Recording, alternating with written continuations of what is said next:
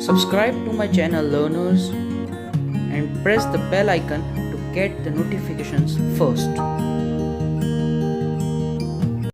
So welcome everyone again to our series जो हम introduction to trigonometry कर रहे थे, उसमें ही आज हम करेंगे एप्लीकेशंस ऑफ ट्रिग्नोमेट्री. ओके, बढ़ने से पहले आई होप मैंने ये लेट वीडियो डाला क्योंकि आप ट्रिग्नोमेट्री का जो टेबल था वैल्यूज़ वाला, थीटा 0 होता है, 30 होता है, उस पर साइन क्या होता है, कॉस क्या होता है, टेन क्या होता है, कॉट क्या होता है, कॉसेक होता है, सेक क्या होता है, ये सब मेमोराइज कर दिया होगा. ओके, क्योंकि इसमें बहुत यूज़ अच्छे से आने वाला है इसमें. तो आज अब ये जो है ये how and where to apply, तो मैं ऑलरेडी ट्रिग्नोमेट्री का एप्लीकेशन बता चुका हूँ जो आपको एक्सरसाइज में ऑलरेडी पता चल जाए कि मान लो एक लड़का खड़ा है और मान लो एक बड़ी सी पोल या बिल्डिंग खड़ी है. आपको ये डिस्टेंस पता है एक्स, कुछ वैल्यू है 2 सेंटीमीटर, 2 मीटर टाइप, 2 किलोमीटर, और आपको ये पता है इसकी हाइट कुछ 5 मीटर ऐसा कुछ होगा. तो हमें ये निकालना है. तो ये एक ट्राइंगल ही नहीं बन गया, तो हम बहुत सारी चीज़ें इससे निकाल सकते हैं. तो क्वेश्चंस पे ही स्किप करते हैं क्योंकि इसमें कोई थियरी नहीं है, इसमें ओनली एंड ओनली क्वेश्चंस है. ओके, अब क्वेश्चन स्टार्ट करते हैं. अ टावर स्टैंड्स, हाँ ओके ओके ओके, और कुछ चीज़ें हैं बता देता हूँ मैं. देखो, एक होता है, मान लो अगर आप इधर खड़े हो, ठीक है, और एक बिल्डिंग इधर खड़ी है, तो इसे हम कहेंगे हॉरिजॉन्टल, इसे कहेंगे हॉरिजॉन्टल. और जब आप ऐसे देखते हो, ये जो है ये जो एंगल होता है हॉरिजॉन्टल के साथ, इसको एंगल ऑफ एलिवेशन कहते हैं. क्या कहते हैं? Angle of elevation.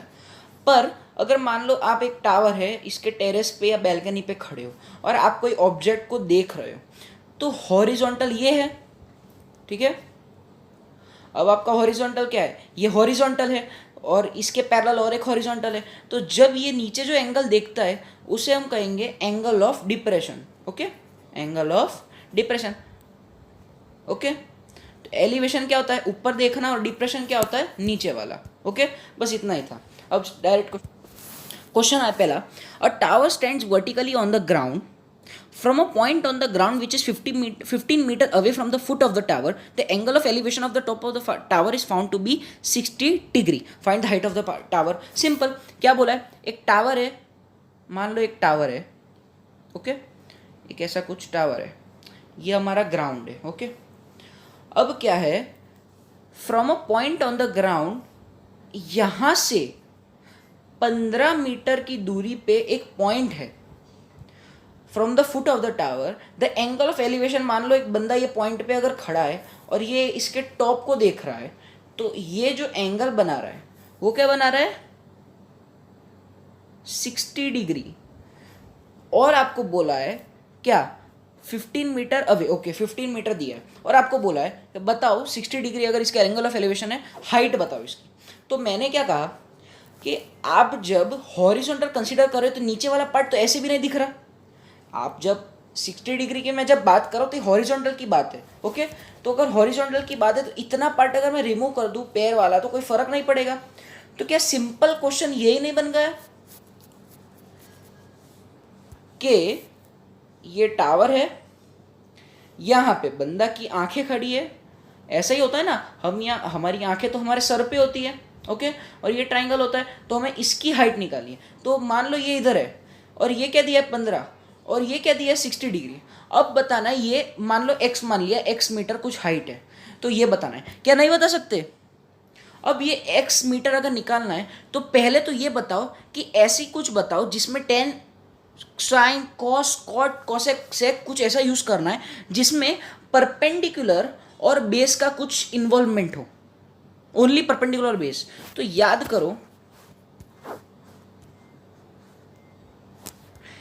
करो, साइन में तो परपेंडिकुलर अपन हाइपोटेनस होता था, ठीक है. तो हाइपोटेनस क्या होता है? ये वाली साइड ना, हमें ये चाहिए ही नहीं. तो क्या कुछ टेन थीटा नहीं आएगा या कॉट थीटा? क्यों? क्योंकि टेन थीटा क्या होता है? टेन थीटा होता है हमारा परपेंडिकुलर अपॉन बेस. तो बस वही तो है. टेन 60 डिग्री क्या दिया है? परपेंडिकुलर क्या है? एक्स, मतलब हाइट, और बेस क्या दिया है? 15 मीटर. अब टेन 60 डिग्री की वैल्यू क्या होती है? जिसको नहीं पता याद करते रहना, रोज लिखोगे ऑटोमेटिकली याद रह जाएगा। पर अभी क्या करो, साइड में आपके पास ये रखो, ये जो टेबल है आप नोटबुक में साइड में लिख के रखो।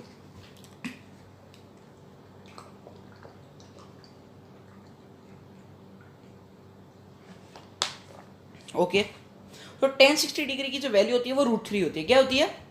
√3। अब x अपॉन 15, ठीक है। अब ये जो x होगा ये डिवाइड हो जाएगा, मल्टीप्लिकेशन हो जाएगा, 15√3 हो जाएगा। ओके, तो x क्या हो गया हमारा? 15√3 मीटर हो गया। सिंपल था। कैसे यूज करना है, बस यही पूरे जितने भी मैंने क्वेश्चंस लिखे सब में यही यूज हो रहा है। अब देखो, एन ऑब्जर्वर 1.5 मीटर टॉल, यानी कि उसकी हाइट कुछ 1.5 मीटर दे रखी है, and 28.5 metre from chimney, 28.5 metre है चिमनी से। ऐसे कुछ चिमनी होती है ना, okay, chimney. The angle of elevation, यानी कि ऐसे दिख रहा है, of top of the chimney from her eyes, eyes का एलिवेशन 45 डिग्री दिया है। आइज, आइज सर में होती है ना, किसी के पैर में तो होती है नहीं, तो ये एंगल ऑफ एलिवेशन है हॉरिजॉन्टल के साथ, ठीक है। तो क्या देखिए, तो क्या ये कुछ रेक्टेंगल टाइप बना रहा है? हाँ बना रहा है। तो हमें रेक्टेंगल वाला क्या पता है कि ऑपोजिट साइड्स सेम होते हैं, तो ये 28.5 है तो ये भी 28.5 मीटर होगा। होगा या नहीं होगा? होगा, ठीक है। और इसकी हाइट 1.5 मीटर दी है, जो कोई काम की नहीं है वैसे। हाँ, अगर आपको ओरिजिनल हाइट निकालनी है, उसमें क्या था, हमने माना था कि वो जमीन से देख रहा है, पर यहाँ पे इसकी 1.5 मीटर, तो ये भी 1.5 मीटर, तो जो अपनी एक्स वैल्यू आएगी उसमें 1.5 मीटर डालेंगे तब जाके ओरिजिनल हाइट होगी। वो ओरिजिनल हाइट तभी तो होगी, समझ आया? ये तो अभी जो मैं देख रहा हूँ ये 1.5 मीटर, यानी कि ये आंखों से देख रहा हूँ मैं, ऐसे पता चला, ये इसका 45 डिग्री है। तो देखो, सबसे पहले उसको डिटॉक्स करते हैं कि हमें पता है, पहले ये सिंपल फॉर्मूला यही है कि ये x है, ये 28.5 मीटर है और ये 45 डिग्री है। अब बताओ x क्या यूज करेंगे? tan थीटा, क्योंकि परपेंडिकुलर भी चाहिए और बेस भी चाहिए, तो tan 45 degree equals to x upon 28.5 metre. अब tan 45 डिग्री अगर वैल्यू साइड में लेके बैठे हो तो 1 होता है, तो ये 28.5 डिवाइड में उधर जाके क्या हो जाएगा, मल्टीप्लाई, तो 1 × 28.5, तो x इक्वल्स टू 28.5। अब क्या ओरिजिनल हाइट निकालनी है, चिमनी की हाइट ओरिजिनल, तो क्या होगा, उसमें 1.5 मीटर भी डालना पड़ेगा क्योंकि वो अपनी है लेंथ है, तो 1.5 प्लस 28.5 मीटर, तो क्या होगा वो 30 मीटर। समझ आया? कुछ नहीं किया, tan थीटा ही लिखा मैंने, कुछ और लिखा नहीं। और अगर आप ये लगातार लेक्चर देखोगे, मान लो आज आपने अगर इंट्रोडक्शन टू ट्रिग्नोमेट्री देखा, तो ऐसा करो, अगर ये लेक्चर देख लो, ठीक है, ये रिकॉर्डेड मिलने ही वाली है आपको, ऐसा भी नहीं है कि ये गायब हो जाने वाली है, ठीक है, रिकॉर्डेड मिलने वाली है, रिकॉर्डेड। तो एक चीज़ करो, आप टेबल याद करते जाओ, ठीक है, और जो भी मैं बोल रहा हूँ उसके साइड में टेबल के साथ कंपेयर कर लो, ठीक है। टेबल के साथ कंपेयर करोगे ऑटोमेटिकली आंसर आएगा, ठीक है, बहुत ईजी है। ओके, नया, from a point on the ground the angle of elevation of top of a 10 metre tall building is 30 degree. अब एक पॉइंट है ग्राउंड में, अब इसने मेंशन कर लिया कि ये ग्राउंड का ही पॉइंट है, ठीक है, यहाँ से देख रहे, from of a top of a 10 metre tall building दे दी है और उसका एंगल ऑफ एलिवेशन क्या दिया है, 30 डिग्री। अब यहाँ पे बोला है a flag is hosted at the top of the building, ये बिल्डिंग है, इसके भी टॉप पे अगर फॉर्मूला उसके हिसाब से बनाऊं तो कुछ ऐसा बनेगा कि ये बिल्डिंग है, ये पॉइंट है, ये 30 डिग्री इसका एलिवेशन है और ये 10 मीटर है। अब ये बोल रहा है कि उसके बिल्डिंग के ऊपर एक फ्लैग होस्ट किया। अच्छी बात है कि फ्लैग होस्ट किया, तो क्या कुछ ऐसा एंगल ऑफ एलिवेशन आएगा ना, यही तो बोल रहा है कि अब उसका एंगल ऑफ एलिवेशन इतना हॉरिजॉन्टल के साथ 45 डिग्री हो गया। अब ध्यान रखना, इतना नहीं बोल रहा है वो, इतना नहीं बोल रहा है, ये पूरा ये बोल रहा है, ठीक है, समझ आया? ओके, अब find the length of the flag staff, यानी कि अगर इसको मैं x मानूं और ये बोला flag staff and the distance of the building from the point, तो ये अगर पॉइंट P है और ये इसको अगर मैं y मानूं, क्योंकि ये हर बार सेम ही रह रहा है, बस इस पे भी वही यूज करना है, tan theta, tan theta use करना है। तो देखो पहले मैं नीचे वाला अगर ट्राइंगल्स देखो, पहले मैं अगर ये वाला ट्राइंगल कर रहा हूँ पूरा, ये बड़ा वाला, ठीक है, जिसमें 45 डिग्री एंगल आ रहा है, तो ये कुछ ट्राइंगल ऐसा नहीं बन रहा, ये कुछ ऐसा ट्राइंगल नहीं बन रहा। x प्लस 10 मीटर था, नीचे y मीटर का था और इधर 45 डिग्री था। तो अगर मैं लिखूँ 10 45 डिग्री तो क्या आ रहा है, x plus 10 by y. Okay, 10 45 degree क्या होता है 1, तो ये y उधर चलेगा तो y equals to x plus 10 आया, ठीक है। अब अगर मैं ये वाला ले रहा हूँ, नीचे वाला ट्राइंगल, कौन सा, ये छोटा वाला ट्राइंगल ले रहा हूँ, तो इसको अगर मैं इमेजिन करूँ 30 डिग्री 10 और y, तो क्या होगा,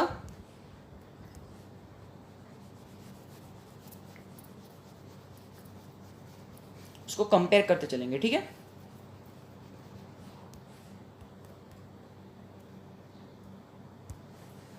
ये बड़ा वाला ट्राइंगल था जिसमें ये y था, ये 45 डिग्री था, ये x प्लस 10 था, और ये अगर एक पार्टीशन ड्रॉ कर दूँ जिसमें ये y था, ये 30 डिग्री था और ये था 10। अब ये जो है अपना क्या आया था, y equals to x plus 10 आया था। अब अगर मैं इसकी बात करूँ, इसकी बात, तो क्या आ रहा है, 10 30 degree equals to perpendicular upon base, यानी कि 10 बाई वाई। 10 30 डिग्री 1/√3 होता है, तो 1/√3 इक्वल्स टू 10 बाई वाई। अब y उधर चला गया तो कितना आया, y इक्वल्स टू 10/√3, नहीं 10 इंटू √3 आएगा, ठीक है। तो y 10√3 आएगा, तो इसको अगर मैं इसमें पुट करूँ, ठीक है, तो क्या आएगा, इसको अगर मैं इसमें पुट करूँ तो क्या आ रहा है, अलग पेन ले लेते हैं,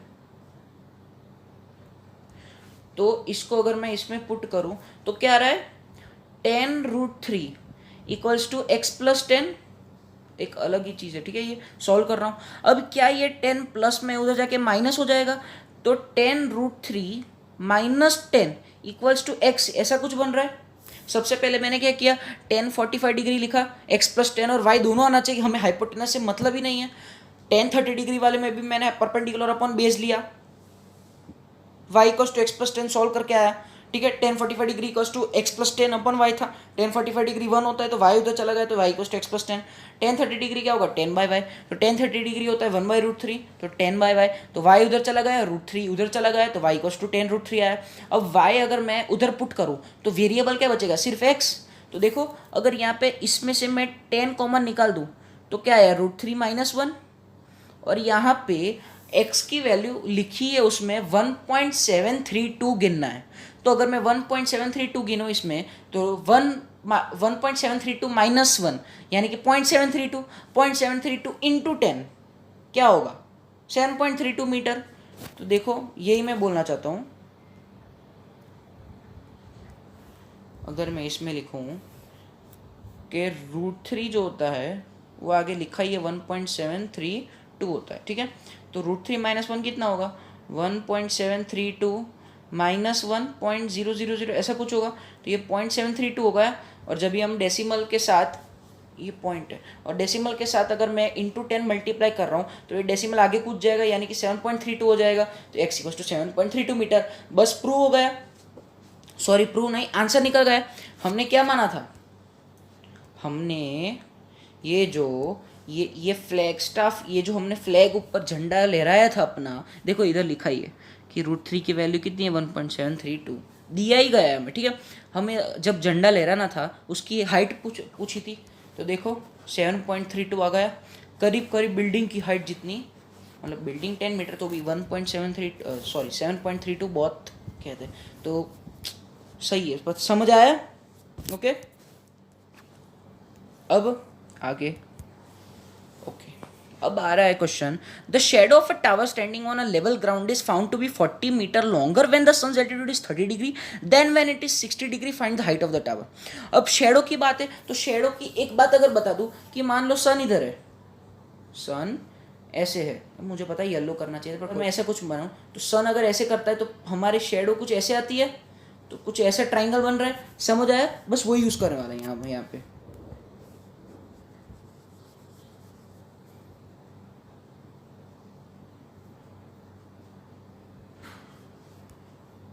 तो देखो, the shadow of a tower standing on a level ground is found to be 40 metre longer when the sun's altitude is 30 degree then when it is 60 degree. मान लो सन इधर है और ये अगर ट्राइंगल है, तो सन की एल्टीट्यूड जब 30 डिग्री है और जब 60 डिग्री है, तो 30 डिग्री कुछ इतना बड़ा होगा और 60 डिग्री कुछ ऐसा होगा, छोटा होगा ना। सॉरी, ये 60 डिग्री नहीं, ये 30 डिग्री होगा और 60 डिग्री कुछ बड़ा एंगल होगा। ऐसे ही तो बात कर रहा है। तो जो शेडो है वो 30 मीटर लॉन्गर है जब मतलब ये 30 मीटर है ना, ये तो दोनों में कॉमन है ना। देखो, ब्लैक वाले से अगर मैं बताऊं, नहीं ग्रीन वाले से, ये दोनों में कॉमन है, पर ये जो 30 डिग्री वाला, ये 30 मीटर बड़ा है ऐसा बोल रहा है। समझ आया? मान लो आदमी ऐसे उल्टा खड़ा है, तो उसकी बात चल रही है कि उसकी जो शेडो है 60 डिग्री में जब है, तब उससे 30 डिग्री वाला जो है वो 30 मीटर ज़्यादा है 60 डिग्री से। Sorry, 40 metre. ओके, 40 मीटर ज़्यादा है। तो find the height of the tower. तो मान लिया अगर मैं इसको x मान लेता हूँ और इसको मैं y मान लेता हूँ, तो सबसे पहले ये वाला ट्राइंगल लेंगे 60 डिग्री वाला। ठीक है, तो अगर मैं 60 डिग्री वाला ट्राइंगल ले रहा हूँ तो क्या करेंगे? अच्छा, इसमें नहीं दिया पेज, ठीक है, इसमें सेट कर लेते हैं। तो अगर मैं 60 डिग्री वाला ले रहा हूँ तो मैं ग्रीन से ही लिखूंगा। ठीक है, ग्रीन वाले का ग्रीन से ही लिखूंगा। तो क्या लिखूंगा मैं? tan 60 degree equals to x by y. Okay, अब tan 60 डिग्री √3 है, तो y को उधर भेज दूँ तो √3 इंटू वाई हो जाएगा इक्वल्स टू x। तो x क्या है अपना? √3y। अब अगर मैं इस ट्रायंगल की बात करूं, ये वाला बड़ा वाला, ठीक है, 30 डिग्री वाला, तो उसमें क्या आएगा? tan 30 degree equals to x by 40 plus y, यही तो आएगा, यही आएगा ना। अब tan 30 डिग्री क्या है? अगर इसको साफ कर दूं, ठीक है, पूरे को,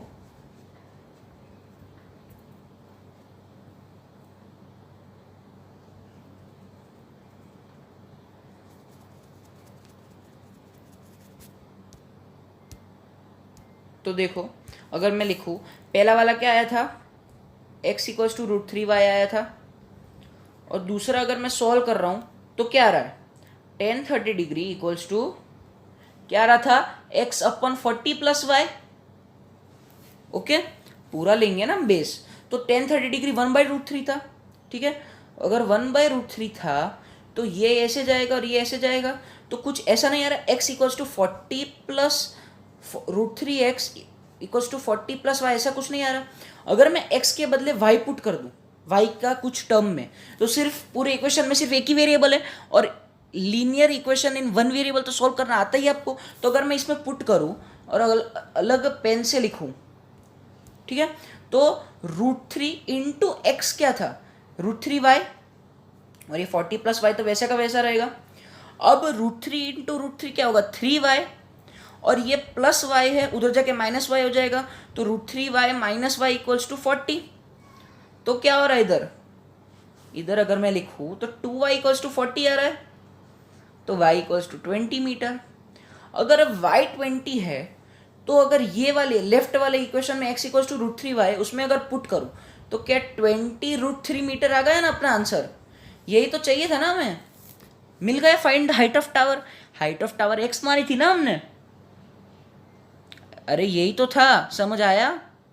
जब उसकी 60 डिग्री और जब उसकी 30 डिग्री है तो कौन कितनी बड़ी है? समझ आया?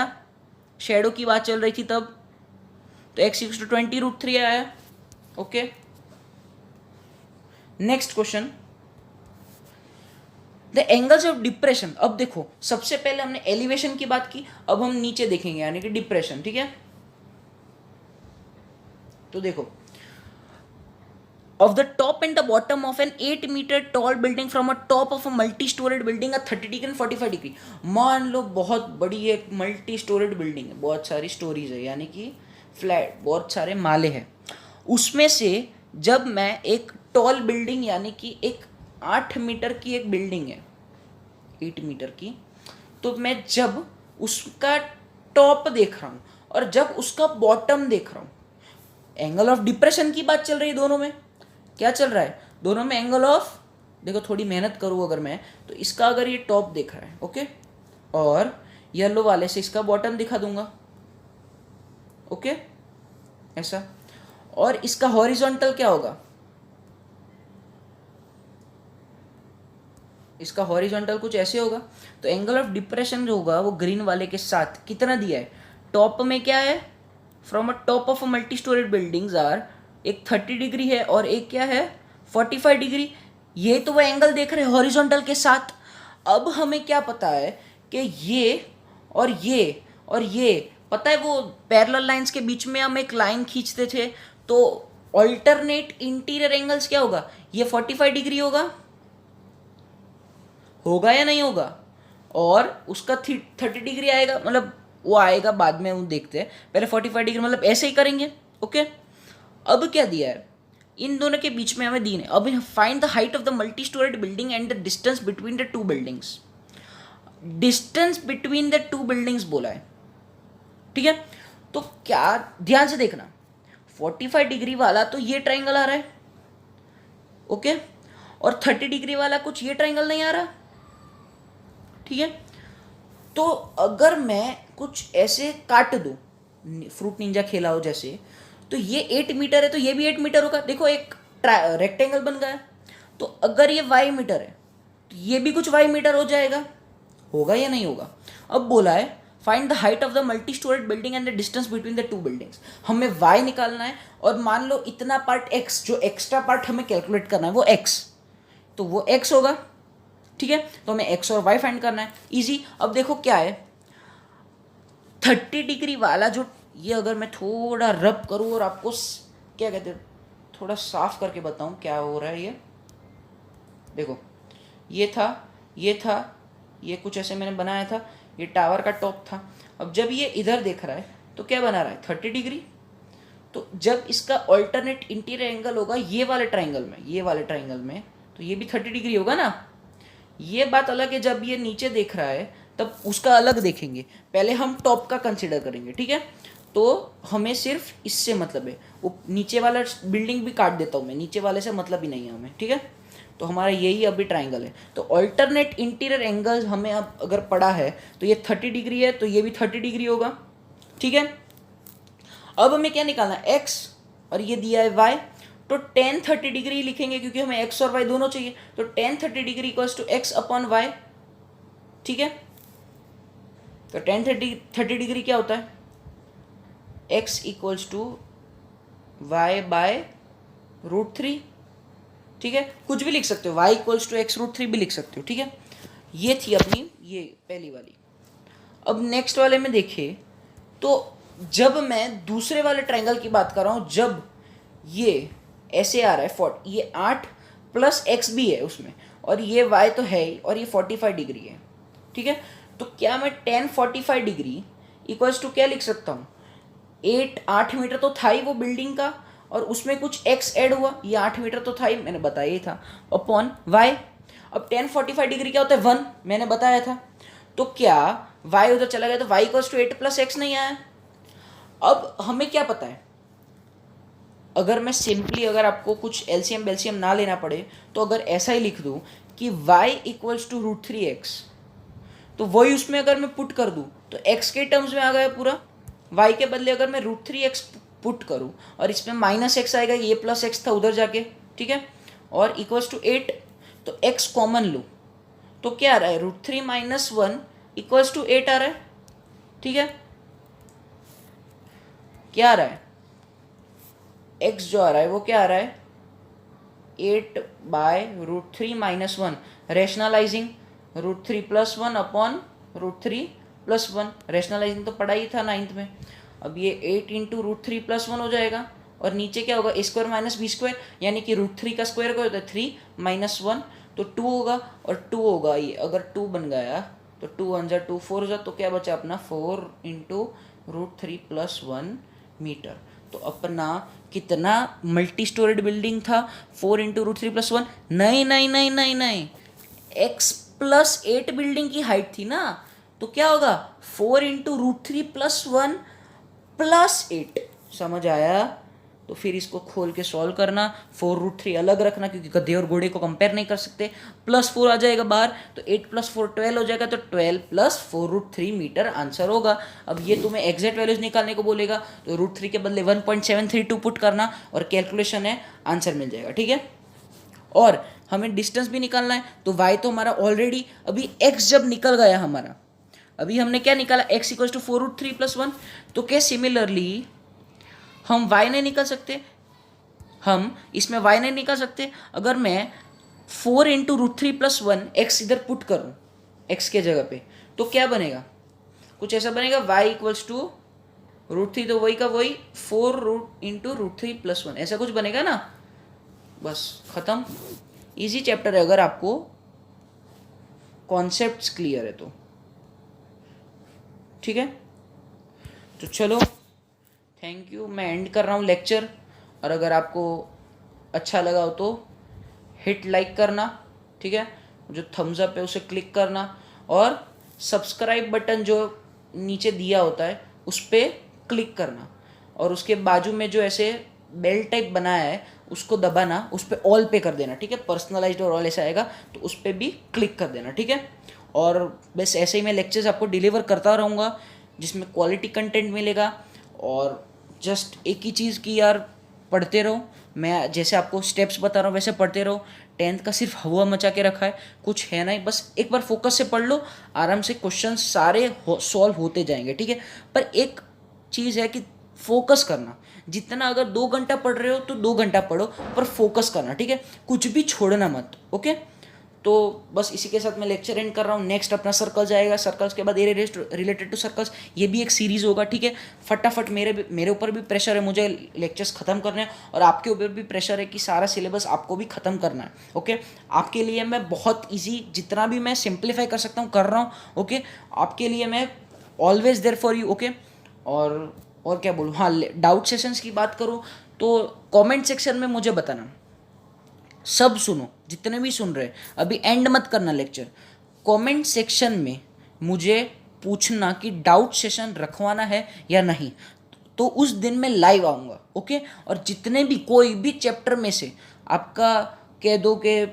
चैप्टर 2 पॉलिनोमियल से स्टार्ट करके चैप्टर ये अपना 9th चल रहा है, तो उसमें से कोई भी डाउट हो, इवन RD शर्मा कोई लोग अगर कर रहे हो, क्योंकि मैंने थोड़ी गैप दी थी जिससे आप याद कर सको, चैप्टर आपके माइंड में ऐसे बैठ जाए। ओके, तो अगर आपने किसी ने RD शर्मा भी की तो कोई भी क्वेश्चंस किए हो तो आप मुझे पूछ सकते हो। ओके, सिवाय चैप्टर 6, क्योंकि वो आपने अभी तक पढ़ा नहीं है। ओके, तो बस अभी कुछ रहा नहीं है, तो मैं लेक्चर एंड कर रहा हूँ। हिट लाइक करते जाना, क्वालिटी कंटेंट और फ्री एजुकेशन में प्रोवाइड कर रहा हूँ, तो इसलिए मुझे सपोर्ट करो। जितने भी फ्रेंड्स हैं उन सबको शेयर करो, जिससे सबको पता चले। और जैसे जैसे आप मुझे अच्छे व्यूज़ दे रहे हो, अच्छे लाइक्स दे रहे हो, जैसे कि पहला चैप्टर 2 पॉलिनोमियल्स था, वो 147, सून वो 200 टच करने वाला है। मतलब इतने शॉर्ट टाइम में इतने सारे अच्छे मुझे सपोर्ट मिल रहा है, उसके लिए बहुत thank you. Okay, so bye, पढ़ते रहना।